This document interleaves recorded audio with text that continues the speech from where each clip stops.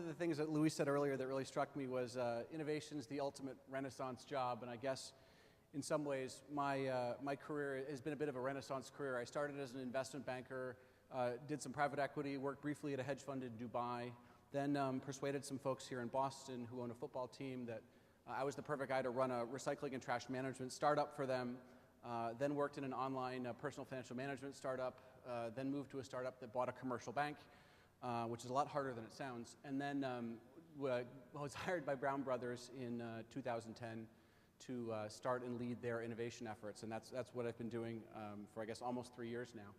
And BBH, most of you probably have not heard of the firm, which is totally common. We're about 5,000 people globally. We're a bank. There are 2,000 of us in Boston. We're headquartered in New York. Our main business is custody. It's the pricing and safekeeping of assets. So think of a physical share certificate gone digital. We have about $3 trillion of assets under custody, which for our industry is actually quite small. The largest companies have about 25 to 30 trillion, and it's a hugely technology-focused business. In addition to that, we have a bunch of other smaller businesses. We have a lending business, wealth management, investment management, mutual funds, a hedge fund, private equity, and M&A. So a whole host of things. We're in about 17 offices around the world. So we are, interestingly, a private partnership. We're the last of the Wall Street partnerships. The firm is almost 200 years old. It's actually about 100 years older than this room. So if you think about old, that's old. And it's still owned by 41 general partners. So it's a partnership, and each partner has unlimited liability for the debts of the firm. It's sort of like Lloyd's of London in that sense. And so if you think about creating new products and taking risks, it's very interesting. The head of strategy will look at stuff, and she's one of the people who hired me, and she'll say, geez, you know, is this guy going to cost me my house? Which is generally sort of a very interesting way to go about innovation. But the neat thing for us is that long cycle entrepreneurship really matters, because you have to keep innovating in order to be around. And if you're a new partner, you have almost a quarter century before your money comes back out. And so you really care about this. And we are primarily in a technology business, which is custody, so that innovation is really critical. So that's great. So it's been a lot of fun. So if you think about innovation success and how to make this all work, you can boil it down pretty much to two things, right? Identifying high impact ideas and then actually executing well on them. And this is a lot of stuff we've been doing recently, and I think it's really important we don't talk about change, right? Because change makes people nervous, and change inherently indicts the status quo, and no one puts their hand up and said, I must change. And so we talk about pursuing new opportunities, which sort of sounds, you know, it's actually really powerful. Try just, we're going to pursue new opportunities, because if this guy gets up here and ranting about change, people won't listen to you. And similarly, we don't do training sessions, we do briefings, because you can't train senior executives. It's just not possible, but you can brief them. So content's the same, it's just how it's marketed. But so that's really what it is. And so one of the things that's really important for us is to communicate in a language that folks understand. And I come from an entrepreneurial background, and my two colleagues, we talked earlier about the various archetypes of innovation. So we've got the entrepreneur, the rocket scientist, and the hacker are sort of our three. And my colleague Natalia, who's over here, she's our rocket scientist, and our hacker is elsewhere today. So that's the three of us, which is a lot of fun. And so it's really important to be able to translate the world of entrepreneurship into a place that isn't always super entrepreneurial, at least not on a short cycle basis. So here's the first piece, the identifying high impact ideas. So we have 4 priority levels and 5 criteria, and it's not nearly as onerous as it sounds, but does it solve a meaningful problem? Always important. Is it something that we can do with our core competencies? Is it feasible? Is this going to cost me my house? Question number 3. Scalability is obviously very important, and then the 5th is how much better is this than the status quo? And so we look at that, and we currently have 31 ideas that are in our pipeline far enough along that we really track them on an individual basis, and you can see priorities 1 through 4, and the criteria are really confidence. And so clearly, if it doesn't hit all 5 things, we're very unlikely to pursue it. So what it really is things that are either in progress or where we have questions about a certain number of these.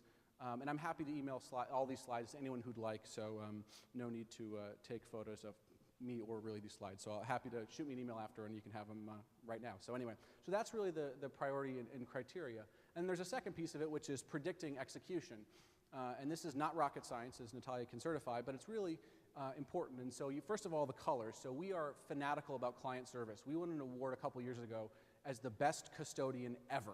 So, which is sort of a funny award to give, but we won it.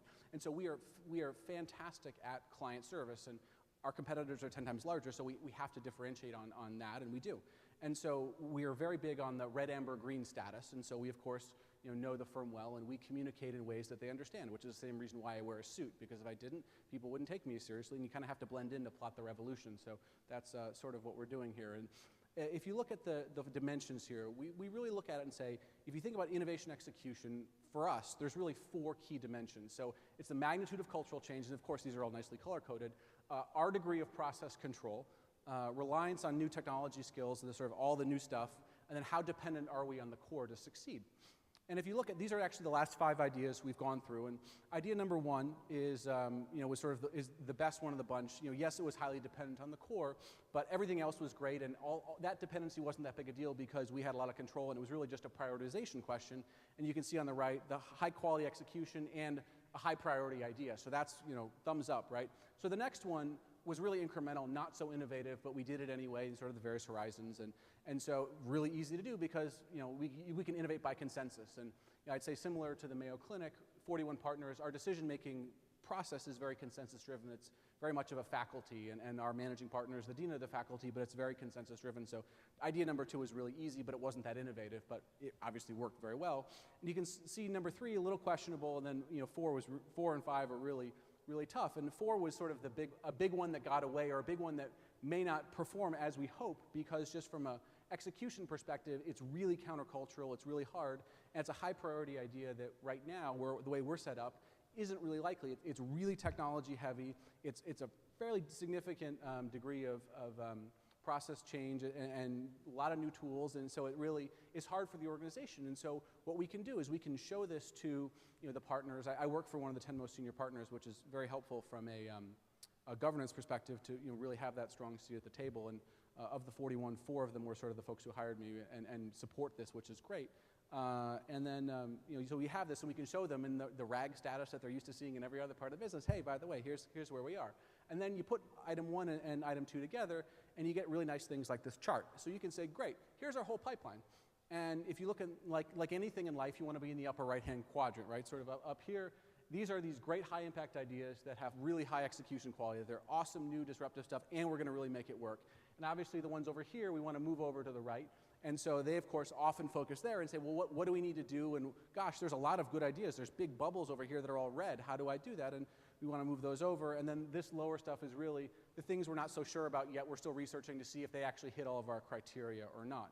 But this is a great one-page, simple, color-coded thing you can put in front of anyone in senior management that looks very similar to what they see in many other parts of their day jobs. And they can start then, you can have the dialogue of, well, here's the changes we need to happen, here's how we need to be set up, here's what we need to do. And it's really effective because you can really speak their language rather than ranting and raving about entrepreneurship and how we need to do all these other things, because that stuff doesn't really translate as well because it's not in their language. So that's what we're doing. I think a lot of folks are very aspirational and people are very supportive, but it's very helpful to show these specifics. So that's kind of the pipeline right now, and how we're going about it. And this is a very helpful chart to then have some more discussions and go from there. So talk a little more about what we're doing kind of broadly speaking. We've been around 3 years, and if you think about just the innovation function, we're set up as a commercial catalyst. So creating promising new commercial opportunities over the long term. So it's not R&D, it's really just delivering on new business outcomes. And so if you think about it, you need 3 things: ideas, time, and money in order to get in the game, to have a chance to succeed as an innovation function. And this is the breadth of things we do. So we pursue ideas directly, number 1, which is what I just spoke about, and some of the stuff we're doing. We're an internal venture capitalist. We hand out money. It's not really venture capital. My wife does that, so I just hand out money. But we're obviously putting our reputation behind the things internally. And it's also important from a cost accounting perspective. No one pays for our, what we do doesn't hit anyone else's P&L. So we're totally free to the people with the best ideas. So they never overpay for our involvement, but they may get what they pay for. And it's helpful because we don't hit anyone's budget, which is great if you think about the failure rates of innovation. We obviously engage a lot with external wisdom, and today's been great for me, and I've certainly learned a lot and look forward to the rest of the day. And then the infrastructure side, the catalyst, so we're driving collaboration, innovation. We're helping business units set up innovation programs and offices, making knowledge more visible. We recently created Natalia spearheaded this, effectively internal Wikipedia. Like any large organization, we have a cajillion acronyms, and so we decided, well, heck, why don't we see if we can crowdsource across the firm a Wikipedia of all of our acronyms, and then essentially create like category managers like eBay has to curate and update these things as they change. And we have a very collaborative culture, and people have generally been at the firm a long time, and it was a huge success. And in all fairness, Natalia pitched this idea. I was like, oh, geez, really? Are people going to do that? And I sort of said, well, I can't say that. Well, let's just run the experiment. Let's try it out, because I'm very opposed to the HIPPO philosophy for innovation. I don't know if anyone's heard of that, the highest paid person's opinion. That's not the way to do it. So you really want to just run the experiments, test it out, and see. So we had over 2,000 acronyms, over 40 submitters, and all corners of the firm, even some of our senior advisors and folks I never would have thought would chime in, came in with huge reams of acronyms, and it's been really helpful for onboarding, for helping people get up to speed faster, and now we have this giant searchable BBHopedia, which is really helpful. So things like that are, you'll never measure the ROI, but you know it's good and it's valuable to do, and as you think about the long term and building a stronger culture of innovation, that's really important to do. And then the HR piece, so talent, skills building, teaching folks. Had a nice story recently. A colleague deep in our operations function has a really passion for investment management, wants to do that, and so we were firm-wide and we're global, so we talked to everyone around the firm. And so one of my friends who's fairly senior in investment management says, hey, do you know anybody good? I got a couple junior roles in investment management. And so I said, I do actually, and longer story short, he started yesterday in New York, moved from Boston, got out of his operations role, is now in the front office doing investment management work, and couldn't be happier. And he's totally psyched to be working 70 hours a week for a phenomenal team, and he's going to learn a ton, and he's doing his CFA and all this other stuff. And it's really rewarding personally and also fun to really be that catalyst and help do things. So that's always helping people. And one of the things I speak a lot about internally is career development and the opportunities. And most people can, if you think about your own careers, you can always apply for your next job, right? That's what most people do. But the other opportunity, especially now that we have an innovation function at BBH, is that you can create your next job.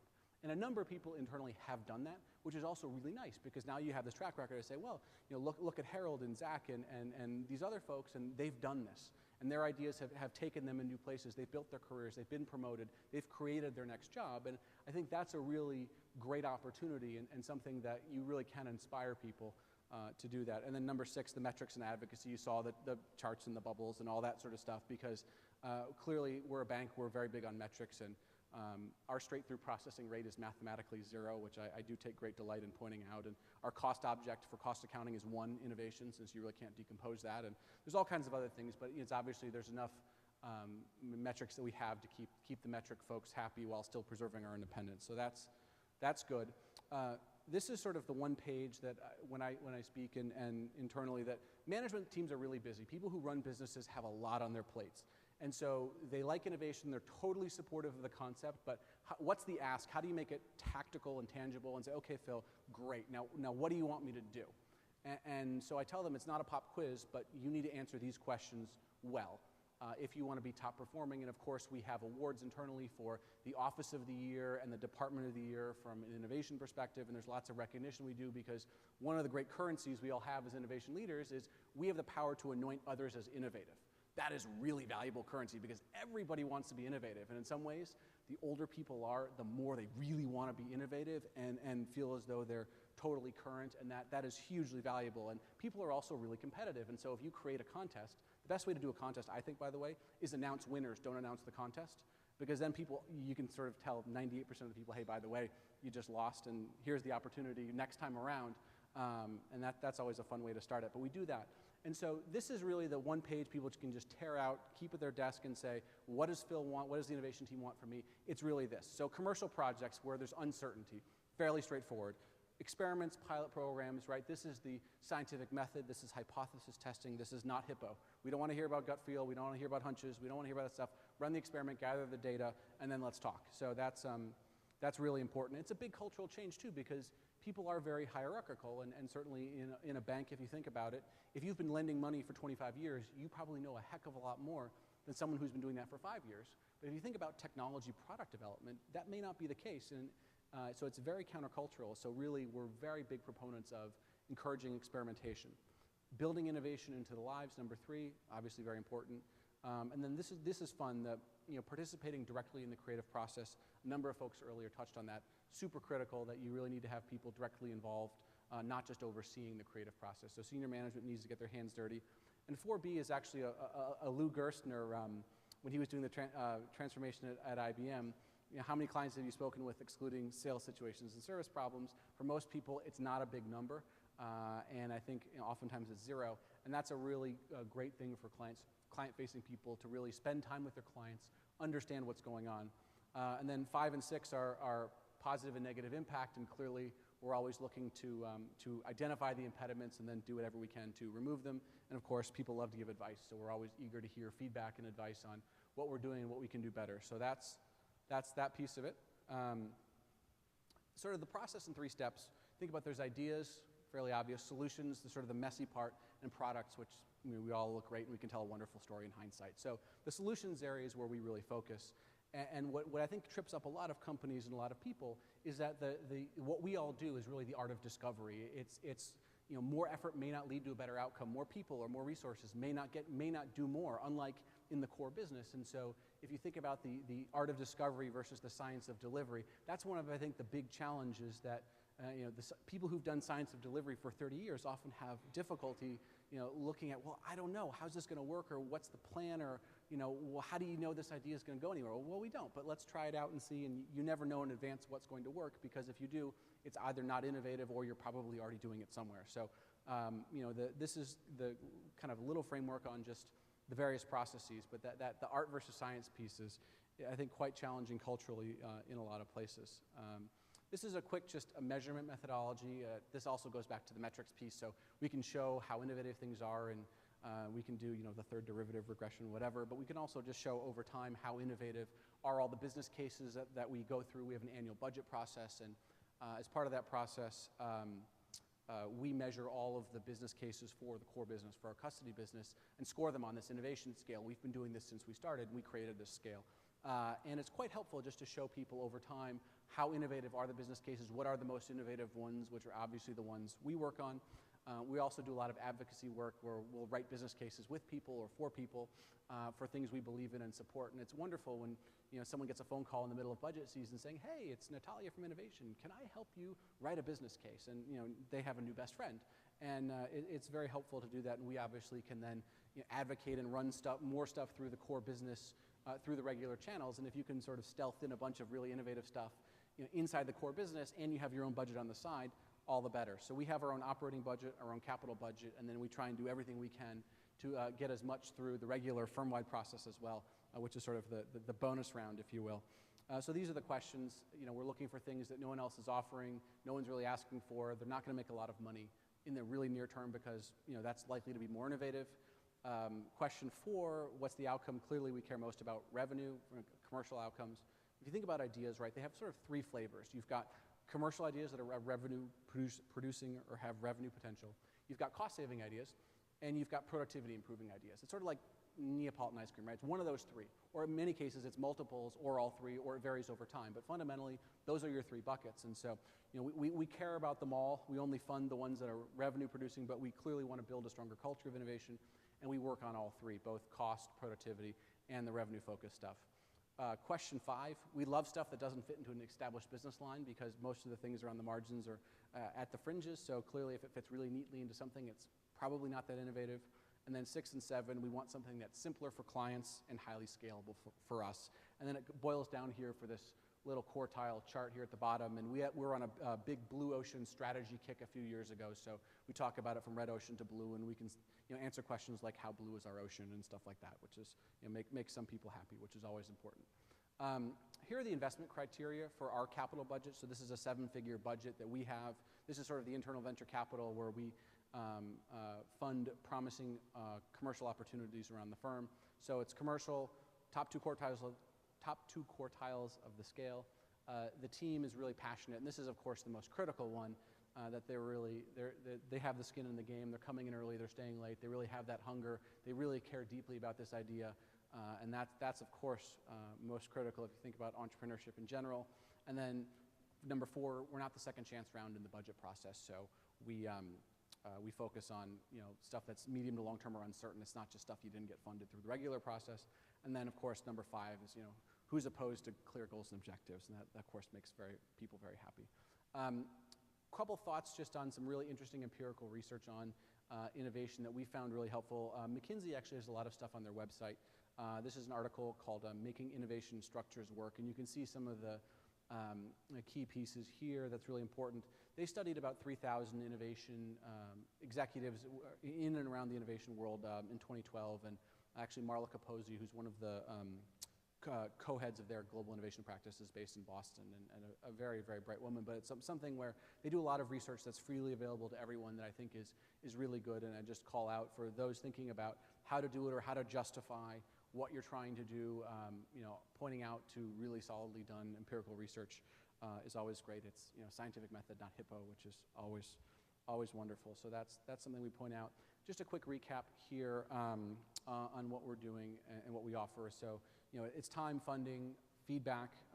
We have an innovation think tank as well, which is sort of an internal advisory board, and I know that was discussed earlier as well. So it's not governance, but it's a bunch of partners who all get together and help give us advice, and we bounce ideas off them, show them what's in the portfolio, and we have our M&A partner and our private equity partner and a bunch of other people who have seen a whole lot of businesses over the course of their career, so it can very much more easily connect the dots for us if you think about association as one of the key elements for innovation.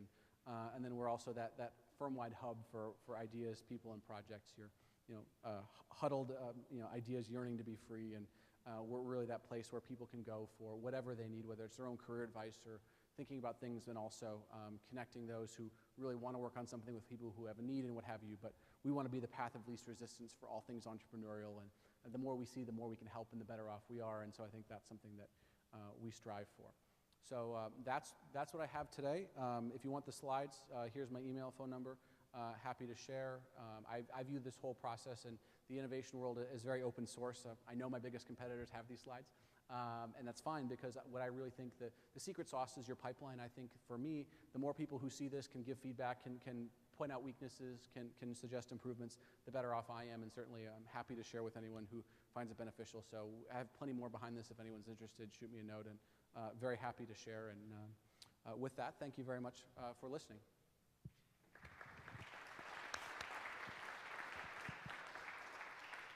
And if anyone has a question, let's take a couple minutes. Phil, if you can stay up and just... I always have a question, Chris. Thanks, Phil. That was great. I was wondering if you could talk a little bit about the fact that, if I remember correctly, you came from outside of BBH to run innovation. And earlier today, I think there was a brief discussion about whether that person who leads innovation is likely or unlikely to come from internal employee already. So what do you think about that? Obviously, you succeeded in it, but is it good to have an innovation person have a broader outside perspective, and there's value in that, or is there value in bringing somebody in who really knows the business well and has those connections? I think great question, and I would say from a success perspective, we're working on it. It's sort of a never-ending journey. I think that if you think about diversity driving innovation and the more different perspectives you can get looking at your ideas, the better off you are. And so I think on your innovation team, you want people who have some expertise or at least close access to it, but I think also having a lot of different perspectives. So I've had a series of jobs for which I really wasn't qualified, and this is the latest one where I'd never worked in innovation before, and I'd never worked in a custody bank before, so who better to lead and start innovation at a custody bank? So I also had never run a recycling or trash management business or anything a business at all when I got hired by the Crafts to do that. So there's a whole series of things, but I look at it and say that the more diverse perspectives you have, the better off you are. So one of our really cool products right now that we're working on, Natalia saw it, and she used to do procurement strategy at McKinsey.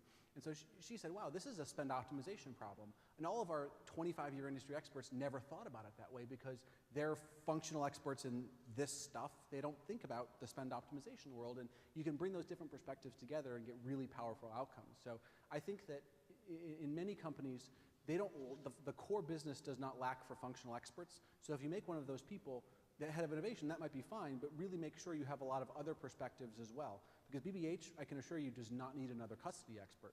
We have hordes of those folks, and that's really valuable for custody, but they're probably not as likely to really reinvent or try and have those disruptive ideas or those different perspectives. And I think having that diversity of opinion and diversity of background is really critical to making innovation successful, because it's that combination of essentially taking existing knowledge and applying it in new ways to solve real problems is really what corporate innovation, I think, is all about. And so the more diversity you can get, I think the better off you are for it. I have a question over here. Hi. Great presentation, thank you. So you talked about having a budget, which some of us that are parts of innovation teams at larger corporations do not have budgets for innovation projects, and we have to rely on the businesses to kind of pony up, or we can partner a little bit. Can you talk a little bit about how you got the budget and how you were able to kind of sell that story? And then with the budget, is there a quota of how many projects you're expected to kind of bring through every year, or does that vary? And then my last part of the question is, if these innovations are smaller and you're piloting them, do you also manage them through full-scale execution?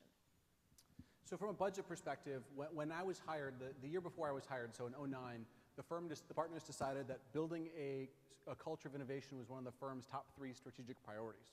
So then in 2010, they decided, well, geez, we should really make that someone's full-time job, because it's almost impossible to do part-time, because whatever the other thing you're doing will always take precedent over innovation, right? If it's more tangible, you can show progress better. There's often client-related, so of course that comes first. So you really need to make it full-time. So they brought me in, and from day one, I had a budget, and we built the team over time. So I started with departmental unanimity, and then now we're a team of 3, which is great. So that's how it's worked. And so we've had the budget every year, and it's been a real priority of the partners, and I think we're very fortunate in that sense. And the managing partner is a huge believer. I mean, he gets up at a lot of events that he's very supportive, and he's saying, innovation is an imperative, we must do it, and he really makes it very clear in both his words and his actions that it is very important. From a quota or criteria perspective, we've successfully avoided that.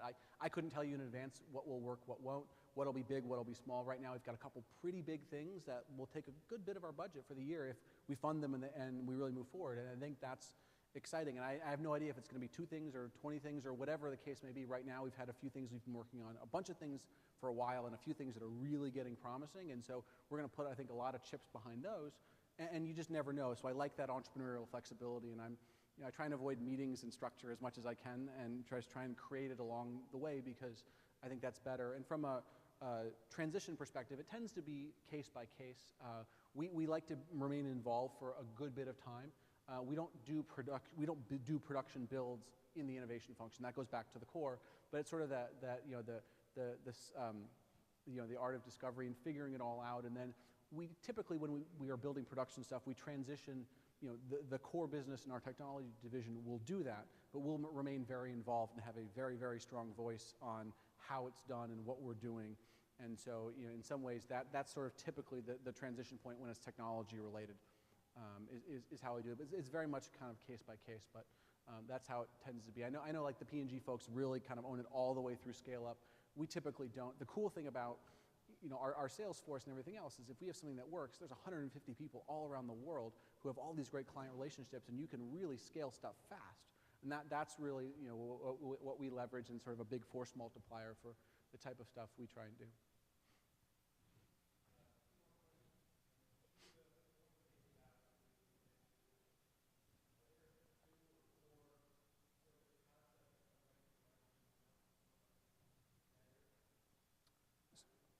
Sorry, say that one more time.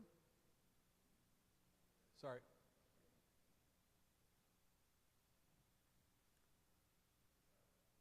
To the point of creating your next position. Yeah. Are there concepts, are there recommendations that you make when counseling somebody along those lines? What jumps right to your mind when you say, you know what, you need to be working on that? I think it tends to be pretty individual, but I think if people are really passionate and they're very curious people, they've mastered what they have. If you think about career development, having a steep learning curve is vitally important. And I think, especially something as knowledge-focused as innovation, I mean, you don't really build anything in this sense. And so you really have to keep your learning curve very steep in order to remain current and remain relevant. And so I think what I typically tell folks is that you need to have make sure your learning curve is steep. And if it's flattening out, you need to do something about that, whether it's getting more responsibility or doing something different, or a whole series of things. And looking back at my own career, the triggers or the catalysts that have driven me to change functions, and in many cases has been that decline, the flattening learning curve or diminishing entrepreneurial opportunities. And I think for me, that's what's really important. But I think in any case, things are globalizing ever faster. So if you're not learning and you're not building your own skills and really staying near the cutting edge of whatever it is that you do, that's not a good thing. And so that's what I really counsel people on and encourage them. And having them think about, hey, well, what do you really want to do, and what do you want to be when you grow up? I don't really know yet, but it's been a lot of fun. And the constants for me have been really entrepreneurial and analytical opportunities with great people. And I think that's what I have looked for, and a steep learning curve. And those have been the things that I've really focused on. But it's sort of like success and innovation. It's much more of a journey than I think you ever really kind of getting there.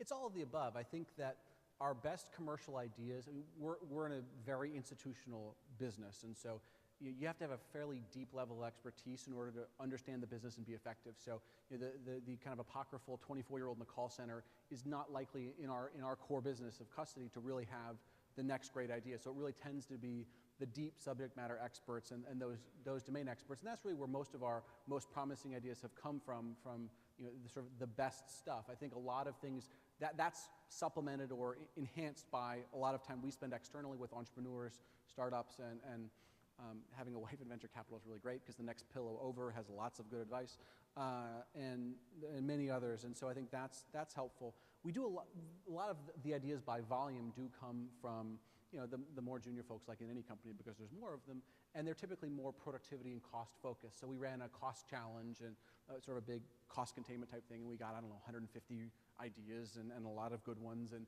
hey, if we could automate this or combine the PDFs in a different way or whatever it may be, those are the things that tend to be more tactical that we want to encourage for the culture building. But typically for us, the best ideas tend to come from the really deep domain experts, plus layering in the expertise from the broader entrepreneurial community outside of our four walls.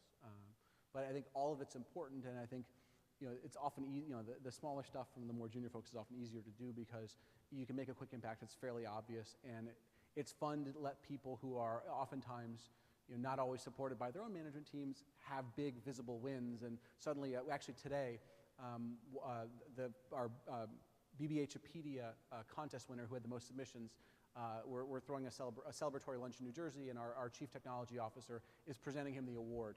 And he actually happened at noon, so I mean, it's happened by now. So it's nice where he didn't know that was coming, and so he got surprised by a partner in front of all the other folks. So the word of mouth, holy cow, that's great. That doesn't usually happen. And those are the types of things that make a really big impact and will encourage more behavior along those lines of being more actively involved in innovation.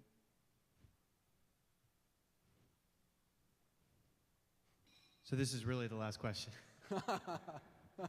Hey, Phil, thanks a lot. Great presentation. So I'm hearing, idea generation from, the deep domain experts inside Brown Brothers Harriman. Do you have plans for sourcing ideas, externally, the end customer, or is that kind of off limits in your business?